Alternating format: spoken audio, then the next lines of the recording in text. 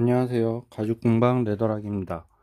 오늘은 어떤 분이 이제 박스 스티치에 대해서 궁금하시다고 설명 좀 해달라고 말씀하셨거든요. 그래서 박스 스티치에 대한 이론적인 설명을 먼저 해드리고, 한 파트 해드리고, 그 다음 시간에 이제 두 번에 나눠서 박스 스티치 이론 설명 한 번, 그리고 실습 한 번 해서 두 번에 나눠서 보여드릴게요. 일단 박스 스티치도 좀 다양하게 작업을 하시죠. 저도 마찬가지로 좀 편한 박스 스티치, 근데 편하진 않아요. 박스 스티치 자체가 어려우니까. 근데 제가 이제 주로 보는 책 중에 그 손 바느질에 대한 거에 대해서 좀 자세하게 나와 있는 외국 서적입니다. 제가 좋아하는 책 중에 하나고요. 여기에 보시면 원래 새들 스티치 자체가 손바느질에 대한 얘기 있죠. 그래서 손바느질에 대한 핸디 스티칭하고 새들 스티치 차이점 영어로 나오고, 그리고 여기 원래 이제 유럽식 내용인데 유럽의 손바느질은 원래는 이렇게 송곳을 하나를 잡고 있어요. 잡고 송곳을 뚫고 그 다음 이제 바늘이 들어가죠.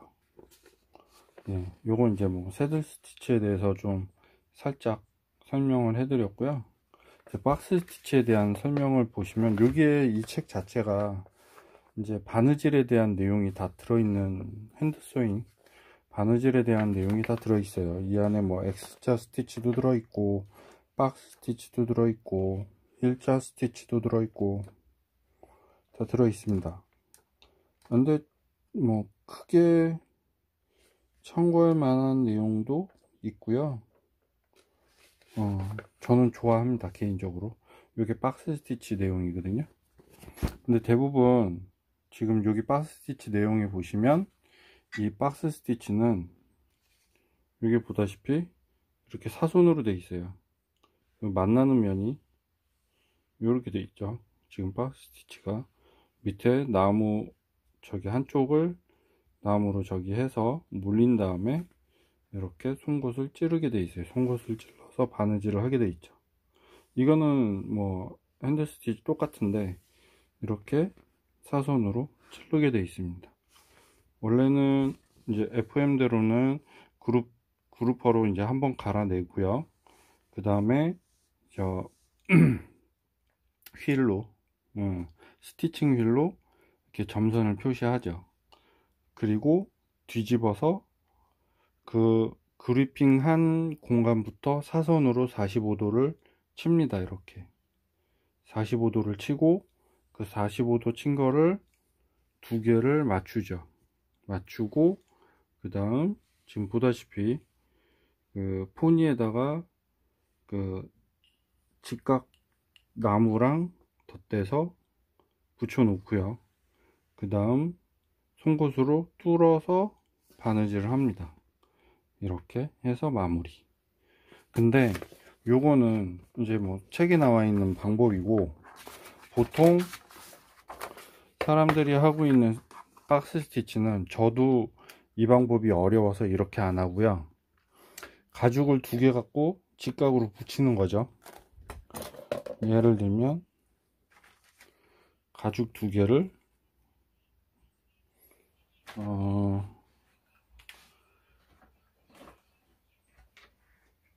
두꺼운 가죽하고 얇은 가죽을 이렇게 직각으로 붙이는 겁니다. 근데 원래 저 책에 나와 있다시피 둘 다 사선을 쳐서 이렇게 딱 붙이는 거예요. 이제 그게 FM이라 그래야 되나요? 예, 그렇게 돼 있는 건데 그게 아니라 보통 돼 있는 것들 보면 위에 있는 것들이 위에 얹어받게 돼 있고요. 옆에가 안으로 이렇게 들어가게 돼 있습니다. 그래서 이렇게 박스 스티치가 돼 있죠. 시중에 나와 있는 것들은 사람들이 하는 것들을 대부분 이렇게 돼 있어요. 그래서 저도 이렇게 작업을 합니다. 그래서 요거에 대한 팁을 좀 얘기해 드리려고 해요. 이론적으로. 그 다음에 실습을 할게요. 보통 위에 있는 가죽은 3T 이상으로 쓰셔야 돼요. 너무 얇으면 안 돼요. 그래서 최소한 3T 정도를 쓰셔야 되고, 밑에 있는 가죽은 최소한 2T를 잡으셔야 돼요. 최소한 2T 정도 잡아야 가죽의 사이로, 이제 요 사이로 저 실이 들어가고 이제 마름 송곳으로 뚫어야 되기 때문에 요게 좀 2T 정도, 제 작업 기준입니다. 다른 사람은 어떻게 하는지 제가 잘 모르죠. 저도 독학으로 이제 터득을 했기 때문에. 그래서 제 기준을 얘기해 드릴게요. 3T, 2T예요. 요거를 그림으로 그리자면 어떻게 얹어져 있는 거냐, 단면으로 보여드리는 거예요. 요렇게 되는 거죠. 여기가 3T, 여기가 2T, 그쵸? 그럼 얘는 어떻게 들어오냐, 이제 구멍을 뚫을 때 목타를 이렇게 반을 쳐요. 반이나 뭐 이렇게 자국을 냅니다. 요거 뭐 반목타라고도 얘기를 하는데, 목타로 이렇게 찍고 그 다음 여기에 표시를 이렇게 해주죠. 그래서 실이 이렇게 와서 이렇게 뚫리는 겁니다. 이렇게. 그러면 마름 송곳으로 여기서 이렇게 구멍을 내주는 거예요. 이렇게 구멍을 내서 얘랑 맞추게 해주는 거죠. 보통 그래서 얘를 이렇게 뚫으시는 분도 계세요. 아예 여기를 다 뚫어 버리시고, 그러니까 3T 짜리를 이렇게 구멍을 내고요, 그리고 2T 짜리를 여기에 이렇게 맞춥니다. 그래서 이렇게 들어가죠. 그래서 이렇게 하시는 분도 계세요. 구멍이 3T, 2T. 네. 근데 요 2T 짜리가 얇아지면 어떤 현상이 생기냐, 얘가 이렇게 폭 파여요. 보통 박스 스티치 만드신 분 중에 3T, 요게 얇다 보니까 얘가 이렇게 들어가서 또다시 이렇게 되신 분이 계세요. 예, 요게 이렇게 직각이 아니라 이게 폭파이신 분들이 계세요. 그건 이 가죽이 얇아서 그래요. 가운데 가죽이 얇아서 힘으로 당기다 보니까 얘가 들어갑니다. 이렇게. 예, 이게 이론적인 내용이에요.